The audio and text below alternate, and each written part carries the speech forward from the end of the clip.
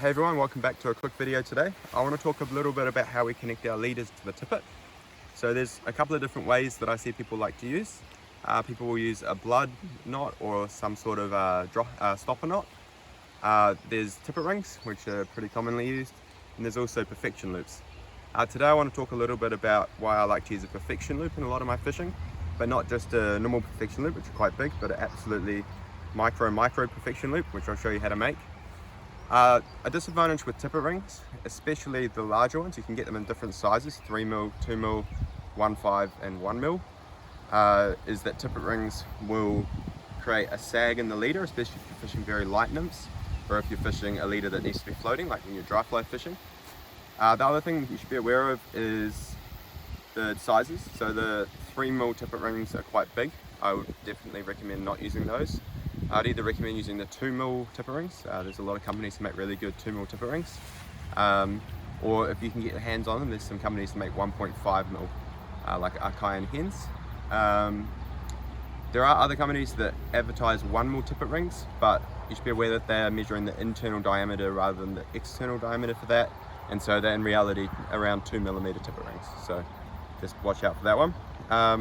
Yeah, today I want to show you how to make a very small micro loop.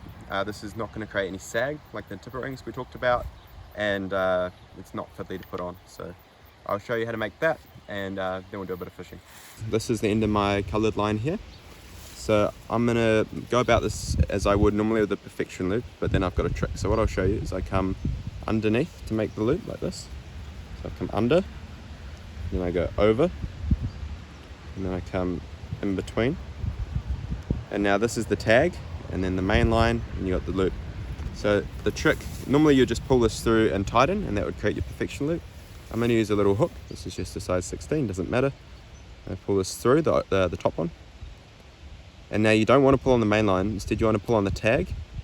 And I'm going to use this, and it tightens it, and I can make this as small as I want. So I'm going to tighten it around the hook, and now I'm going to grab the main line, and I'm just going to tighten that up. Alright, so now we have a very, very small loop. What we're going to want to do is cut off this tag. I see a lot of people when I'm teaching, you'll see them with the tags tied off. This can increase visibility a bit, but when you lower it into the water, if you have to fish deep, and you don't want to change your tippet length, or in the wind, or just generally, it's going to create either a sag or drag. And so I like to cut this off. And so what that leaves us with is a tiny, tiny loop. Then to increase the visibility, I'd prefer to use a wax. So hopefully you can see that. It's a very, very small loop. And then off the end of this, I'll connect my tippet and the flies. And this saves you from cutting back into the leader every time you want to make a change. Alright, hopefully you enjoyed that. If you did, make sure you like and subscribe, and I'll catch you on the next video. I've got a couple of spaces left in my upcoming December 7th Euronymphing Clinic on the White House stream. This is good if you live in New Zealand. If you're interested in any one-on-one tuition or guiding, you can also reach me at the email in my description, and I'll catch you on the next video. Cheers!